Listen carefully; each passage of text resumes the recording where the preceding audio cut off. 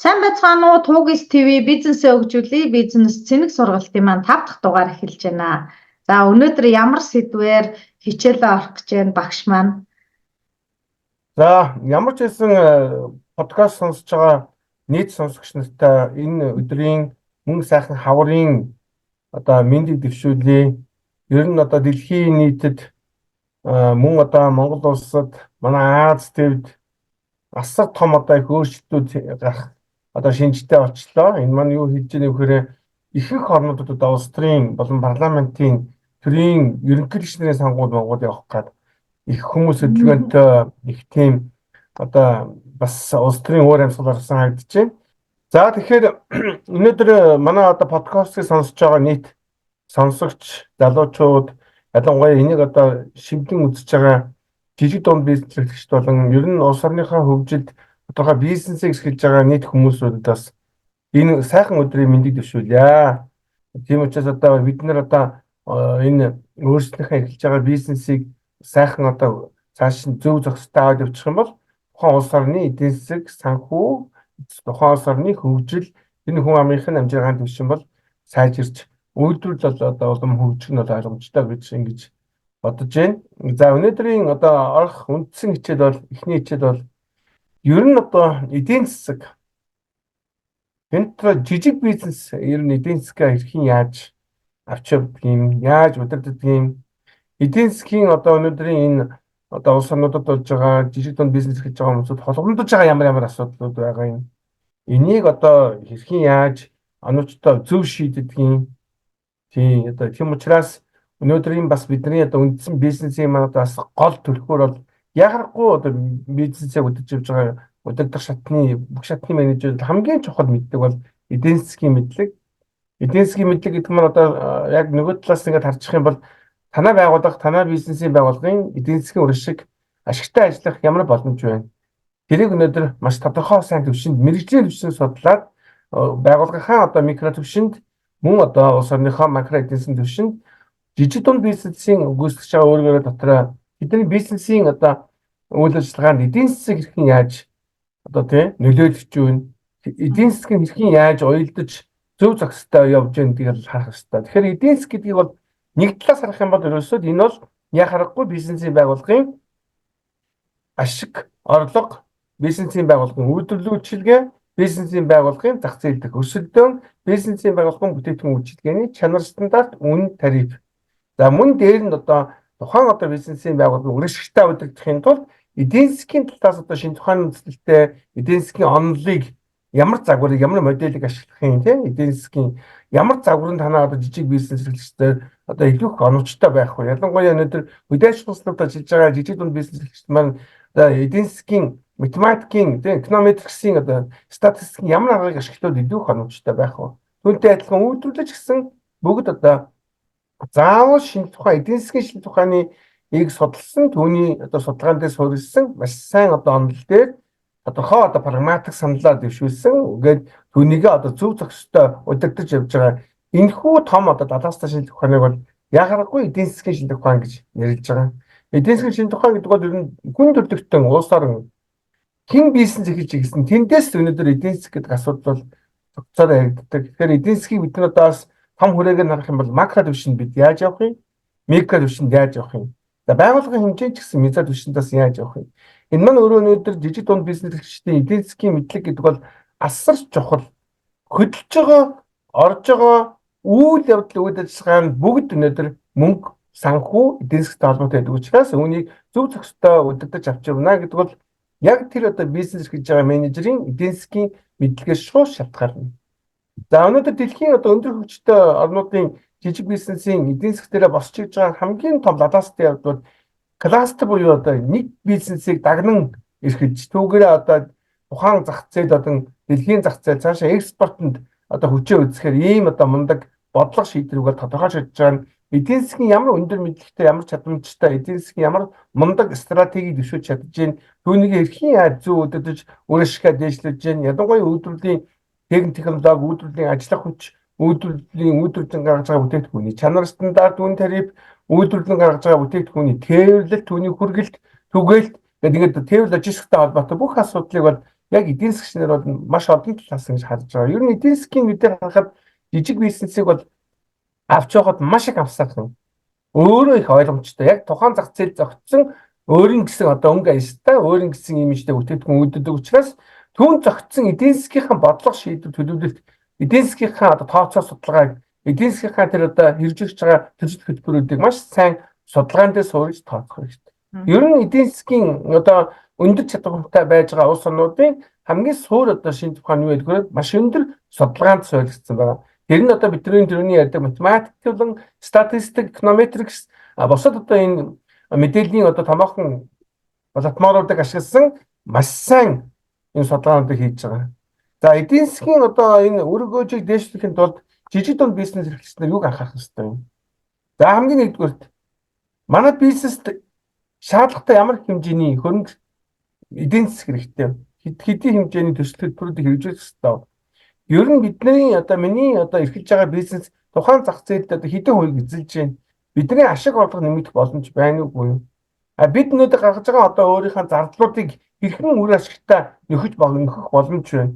Зардал өндөр байвал жижиг дунд бизнес эрхлэгчдийн эдийн засаг бол үнэхээр унана.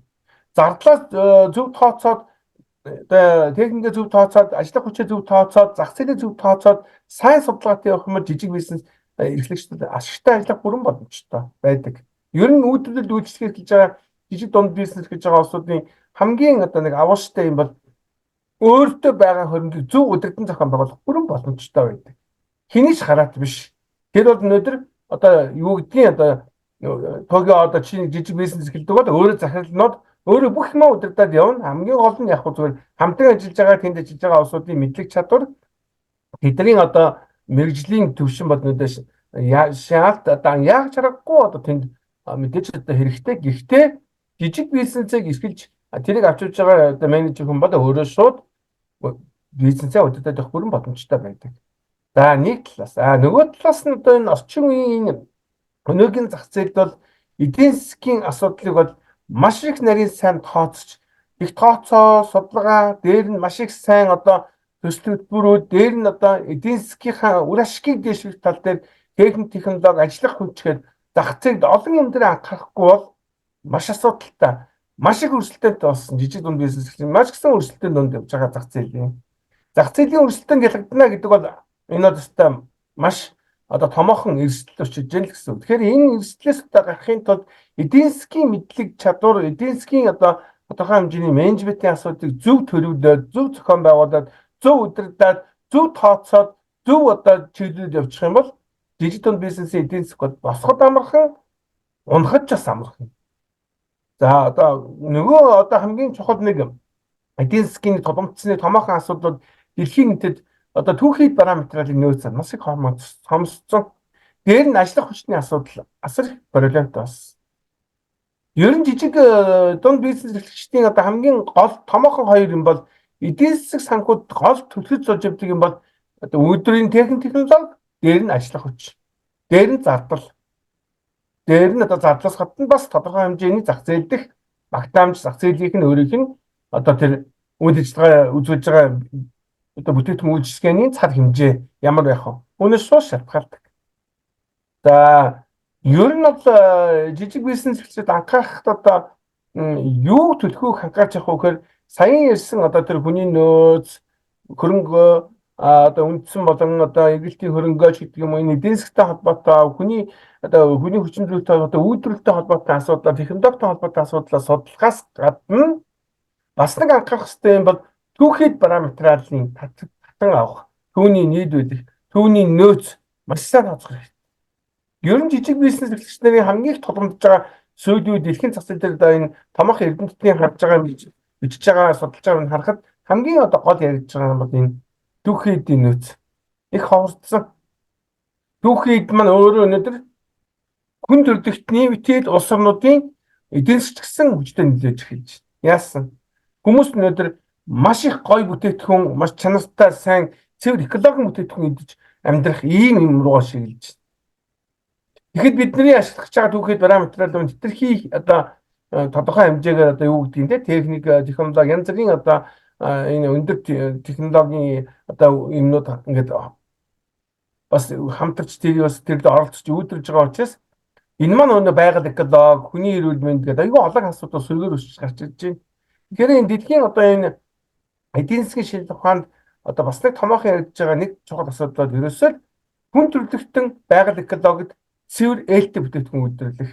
Түүнийг одоо яаж хөрөхгүй иргэдэд ялангуяа жижиг дунд бизнес эрхлэгчид бол яг одоо дэлхийн зах зээл дээр харж байхад дандаа тухайн улс орныхын дотоодын бүтээгдэхүүний гол бүтээгдэхүүн буюу хүнсний бүтээгдэхүүнийг үйлдвэрлэхээр давуу талтай байдаг. Ер нь одоо жижиг дунд бизнес эрхлэгчдийн бараг одоо дэлхийн зах зээл судалгаа хийж байхад 55-аас 60 орчим хувь нь дандаа хүнсний зах зээл дээр талах нарийн бов, жимсгэн, арх ундаа тэгээ одоо маруучин гэдэг ингээд зүүн бүтээгдэхүүн гэдэг үүдүүлж идэг. Ийм одоо үүдүүлж байдаг учраас өнөөдөр эдний одоо хамгийн тулгамдж байгаа асуудал саяын асуудлыг анхаарах хэрэгтэй. Тийм. За одоо тэгээ сүүлийн үеийн одоо энэ байгаль эколог маань өөрөө тодорхой хэмжээгээр бас бизнес эрхлэгчдүүд дохио өгч эхэлж байна. Тэгээ энэ дохио өгч эхэлж байхад өөрсдөө тодорхой нөөцөө зөв судалсны үндсэндээр өөрөшгтөө ямар бизнеслээ авах вэ гэдгээ бас тодорхойлох хэрэгтэй. Тэр чиглэл хэрэгтэй. Яг бол эдийн засгийн цаана одоо асуудлын цаана юу явж идэх вэ гэхээр тухайн одоо бизнесийн байгууллагын өрсөлдөх чадвар, ашиг дээр нь одоо тодорхой хэмжээний бас одоо нийгэмдэж байгаа байр суурь, улс орондоо өгж байгаа татврын хэмжээ, тэгээд одоо ажиллаж байгаа ажиллах хүчнийх нь хэмжээг ингээд бас жижиг бизнес эрхлэгч маань дунд бизнес эрхлэгч маань өөрснөө нийгэм маш их үр гүйцэтгэдэг учраас энэ эдийн засгийн одоо тодорхой цогц мэдлэгүүдийг олж авахын тулд байнгын суралцах хэрэгтэй. Ялангуяа жижиг бизнес эрхлэгчнэр бол яагаад суралцах хэрэгтэй вэ? Эдийн засгч өөрөө өнөөдрийн одоо тодорхой хэмжээний үүдэж байгаа бараа төлөвийн үн тариф маргааш биш нөгөөдөр биш одоо өөрчлөгдөж шít. Тэг зах зээл маш их одоо юм өрсөлдөөнтэй болсон. Тэгэхээр энэ одоо их давлгаа, энийх өөрчлөлт, шинжилэлт одоо энийх инновац шингэсэн, орчин үеийн дэвшил технологиг ашигласан, хүний хүч бага орсон. Тэгээд дээр нь их одоо хүний байгаль эколог, тэг хүний одоо эрүүл мэндэд одоо цэвэр ийм бүтээгдэхүүн үйлдвэрлэхэд зорж байгаа энэ үйлдвэрлэгч нарын өмнө тохиомдож байгаа томоохон асуудлууд яхахгүй бидний одоо энэ судалж байгаа ер нь энэ эдийн засгийн талаас нь нийгмийн талаас нь ер нь зах зээл талаас нь хаанаас нь чарсан ямар хүмүүс ямар бүтээгдэхүүн үйлдвэрлэж зах зээл яаж оролцох вэ гэдэг нь бол тодорхой одоо болж байна. Тийм учраас энэ жижиг бизнесийн эдийн засгийг сонгодог утгаар нь одоо цааш нь жижиг дунд үйлдвэрлэлийн аваад явахын тулд хамгийн ихний ээж сайн судалгаан дээр суурилсан тооцоолол. Тэн дотроо одоо хүний хүчний дээр нь одоо технологийн түүхий параметрын түүний тээвэр логистикийн асуудлууд дээр нь одоо үйлдвэрлэлийн бүтээгдэхүүний чанар стандарт дээр нь одоо бүтээгдэхүүний үн тариф хүн одоо бүтээгдэхүүний одоо байгаль эколог хүний амын эрүүл мэндэд одоо хор нөлөөгүй юм байх. Энэ шаардлагууд одоо биелэх хэрэгтэй. Ийм учраас энийг тодорхой хэмжээнд тооцохын тулд жижиг дунд бизнесчдэд хамгийн ихний ээжийн шаардлагадаг юм бол эдийн засаг яахгүй хөрөнгө мөнгөтэй холбоотой асуудал. Тэгэхээр эдийн засгийн одоо энэ тодорхой одоо мэдлэгийг олж авч энийг одоо цааш нь хөгжүүлж явахын тулд байнгын өдөр тутам суралцах хэрэгтэй. Тийм. Яг энийг багш нь хэлдэг нэг бол ер нь дэлхийн зах зээлийн энэ эдийн засгийн өөрчлөлт шинжилт бол нийгмийн байдлаа дагаад биш. Ер нь дэлхийн одоо өндөр хүчтэй орнуудын бас тодорхой ямар нэгэн нөлөөлөл байна уу гэд байна шүү. Одоо бүгд нэг хятад улсыг хар дэлхийн зах зээл дээр үйлдвэрлэл хэсэг дээр юу вэ? Дэлхийд тэргүүлж шүү дээ. Тэгээд одоо машины үйлдвэрлэлийн салбар дээр ихтэл одоо зүгээр Tesla корпорац ихтэл хятад одоо өндөр өстой айгүй том үйлдвэрүүд олон салбаруудаар нийцсэн мундаг ажиллаж шүү дээ. Эдгээр маань өөрөө гэж эдийн засгийн сайн одоо ашигтай ажиллахын тулд хамгийн ашигтай хамгийн боломжтой салбар руу орохыг л зүтгэж шүү дээ. Тэгэхээр эдгээр одоо өндөр ийм одоо тодорхой бодлого хийж бид өнөөдрөөс анхаарах хэрэгтэй. Одоо Apple корпорацыг хараа Америкийн яаж чинь одоо шүүх цагдаа янз бүрийн одоо асуудал яригдж байна. Юунаас болж байна? Энэ эдийн засгийн тооцоо судалгаа юмнууд нь одоо ямар одоо зах зээл харагдахгүй Америкийн эзэн улсын одоо бүр том төрийн одоо дуум нь одоо парламентын хүртэл энийг одоо тодорхой хэмжээс тооцож үзэж одоо ингэж харж шít. Тэгэхээр энэ ашигтай алдагдaltaй ажиллана гэдэг бол хоёр асуудалтай байдаг. Ер нь эдийн засгийн судалсан юм сарж байгаад нэгдүгээр ашигтай ажиллана гэдэг бол тэр үйлдвэрлэл зөв дүрмээрээ зохимжтой явж байна гэсэн. Алдагдaltaй ажиллана гэдэг бол тэр үйлдвэрт тэр жижиг бизнес тодорхой хэмжээний ямар нэгэн асуудал байна л гэсэн. Хөрөнгө санхүү эдийн засгийн холбоотой. Тэгэхээр энийг авчин удаг хамгийн одоо чухал одоо хүчин зүйл мөн менежер бол яхахгүй хүн өөрөө учраас өөрснөө эдийн засгийн өндөр одоо мэдлэгтэй болж авахын тулд тухайн одоо эдийн засгийнхаа мэдлэгийг дөрвөлжтэй ашиглахын тулд тухайн үйлдвэрлэлийг удирдах байгаа хүний тулд маш сайн тооцоо судалгаа хийх хэрэгтэй. Ерөөсөө гол юм тийм. Ер нь одоо Монгол улсын жижиг дунд бизнес эрхлэгчдийн одоо энэ өсөж хөгжихгүй одоо тодорхой хэмжээний энэ ашиг орлого нь бага байгаа юм бол ерөөс зах зээл нь бага гэдгээс гадна өөрсдөө бас тодорхой хэмжээний бүтээтгүн үйлдвэрлэхдээ ижил төрлийн бүтээтгүн үйлдвэрлэдэг Монголд бол. Одоо Монголд гэтэл зөвхөн Кашмирын үйлдвэр гэтэл 100 гаруй үйлдвэр шүү. Тэгээ одоо Монголд 2 юм уу 3 5 өдөр байгаа нэгээд улсад дэмжиж нэгээд явчих юм бол энэ улам чанартай бүр экспортод бүр өчнөө их одоо гарахаар ийм бүтээтгүн байж шүү. Одоо манай ноосны ихмэлийн үйлдвэр гэдэг мундаг үйлдвэр байлаа. Гутлын үйлдвэр гэдэг мундаг үйлдвэр экспортод гардаг нэхий эдлийн үйлдвэр гэдээ байж байлаа. Тэгээ эдний чинь бүтээтгүн дэлхийн зах зээлд гардаг чинь улс орны эдийн засгт асар их нөлөөтэй маш их үр дүнтэй улс орны хөгжид маш их ашигтай байхгүй. Тэгэхээр эдийн засгийг одоо эцэстэн дүгнж ихэд эдийн засгийн мэдлэгээ сайжруулахын тулд түрүүний миний хэлсэн одоо асуудлыг судлахаас гадна өөрөө маш сайн байнгын суралцж явах хэрэгтэй. Ер нь тооцоо судалгаа ялангуяа зах зээлтэй холбоотой, түүхийд параметртай холбоотой, үйлдвэрлэлтэй холбоотой, хүний хүчин зүйлтэй холбоотой нөгөө багшич яриад байгаа макро түвшинд юу нөлөөлж байна, микро түвшинд юу нөлөөлж байна, нөлөөлж байгаа хүчин зүйлсийг олж судлах гэдэг бол эдийн засгийн хүний хамгийн том боловсрол, хамгийн том мэдлэг юу нөлөөлж байна. Тэгээ үйлдвэрлэлийн одоо түүхийд манай материал дотор дамжлагын дээр нөлөөлж байна. Эсвэл үйлдвэрлэлийн түүхийдийн хамгийн эцсийн одоо шатн дээр нөлөөлж байна. Эсвэл орц гарцын харьцаа болохгүй, эсвэл хөдөлмөрийн бүтээмжил болохгүй, эсвэл ажилчдын мэдлэг ур чадвар болохгүй. Энийг олж харах хэрэгтэй эдийн засгийн бол хэрэгжээш үүдүүд ашигтай ажиллана. Нэг л одоо үйлдвэрлэл ингээд тодорхой хэмжээ жижиг ч том ч догдохоор үйлдвэрийн бүтээтгүүний чанар модод ингэнгүүт хэрэглэгч бодолдож авахгүй учраас үйлдвэрлэлд илүү шал дэмий үр дүнгүй зардал гаргаад нөгөөдхөө нөхөж чадахын төлөө явхад нөгөө зардлаа нөхөхөд нэлээд төвөгтэй жижиг бизнес эрхлэгчнэр. Тэгээс Монголын одоо зах зээл манай жижиг дунд бизнес эрхлэгчнийг анхаарах хэрэгтэй. Миний дандаа байнг хэлдэг юм бол энэ тооцоо судалгаа их сайн хэрэгтэй, маш их сайн одоо оновчтой төсөл хөтөлбөрүүдээр ажиллах хэрэгтэй. Төсөл хөтөлбөрөө маш сайн эдийн засгийн талаас нь удирдах хэрэгтэй. Ер нь одоо альва юм нэгэн одоо бизнесийг удирдах гэдэг бол тухайн одоо бизнесийн хүний оюун ухаанаас гадна ус өөрийнх нь авьяас, өөрийнх нь хөдөлмөр, өөрийнх нь зориг зүрх, өөрийнх нь бас ус дэлхийн улс орнууд байж байгаа үйл явцыг судалдаг юм судлаач нарын одоо бас эцсийн үр дүнгээр бол харагдаж идэг. Ер нь одоо жижиг бизнес эрхлэгчнэр ер нь бизнес эрхэлж байгаа улсад яагаад ашигтай мундаг дэше гарч ийнэ гэхэд тэдэрт бол сахилга баттай хөдөлмөрийн эдийн засгийн өндөр сахилга баттай. Ямар юмд одоо мөнгө хоримтож хаана юугаар зарах вэ? Олсон мөнгө бүгд нь ашгаа хуваагаад яваад ах юм бол тэр үйлдвэр уршаа явахгүй шүү дээ. Олсон ашгаа харин тухайн жилд нь ямар бүтээтгүн авах зарцуулах вэ? Ямар тоон төхөөрөмж авах вэ? Хичнээн хүнийг сургах уу гэж яг тэр өөрийнхөө үйлдвэрлэлийг гол хүчин зүйлүүгээр төлөвлөж тэрийг удирдах авч явах юм бол энэ бол яг аргагүй эдийн засгийн өндөр боловсролтой байна л гэж хүн болго хэлдэг. Тэгэхээр энэ үйлдвэрийн үр ашигтай ажилтдаг, үйлдвэр өргөж өгдөг, үйлдвэрийн одоо энэ эдийн засгийн санхүү үнэхэрийн одоо дээшээ гарна гэдэг бол тухайн одоо менежертэй зайлшгүй салшгүй холбоотой. Тэгээд өөрөө одоо маш сайн одоо дөрвийн мэдээд байгаа судалгаа, тооцоо, ерөөсөө эдийн засаг гэдэг чинь яг ясам дээр харах юм бол ерөөсөө цаана маш нарийн тооцоо ялангуяа үндсэн хөрөнгөө би яаж авч явах юм? Эргэлтийн хөрөнгөө би яаж авч явах юм? Хөрөнгөний зах зээл дээр би яаж бүтээтгүн үйлчлэгээ одоо өөртөө дутагдaltaй байгаа тэр мөнгөийг татан төлөвлөж авах юм? Хиний бондыг, хиний хувьцааг авах юм? Энэ бол бизнес гэж байгаа улсууд өөрснийх нь одоо эдийн засгийн санхүүгийн мэдлэгтэй шууд холбоотой учраас энэ бүгдийн одоо бүгдээрээ хоорондоо уялдаатай, бүгдээрээ хоорондоо энэ чинь зогцож тэр одоо эдийн засгийн маань урагшиг дэвшнэ гэж ингэж хэлж байгаа. Ингээд өнөөдрийн энэ ихний одоо хичээл ингээд бас дуусч जैन. Тэгээ манай залуучуудаас тодорхой эдийн засгийн холбоотой нарийн тооцоололтой холбоотой төсөл хөтөлбөртэй холбоотой ер нь эдийн засгийн зөвхөн одоо бид хоёр бол багш нар өнөөдөр ерөнхий утгаар нь ерөнхий гол юм хэлдэг чинь яг нарийн ингээд тооцоо хийж заан гэдэг бол бас манай залуучууд өнөөдөр ихэнх нь эдийн засгийн мэдлэгтэй болсон.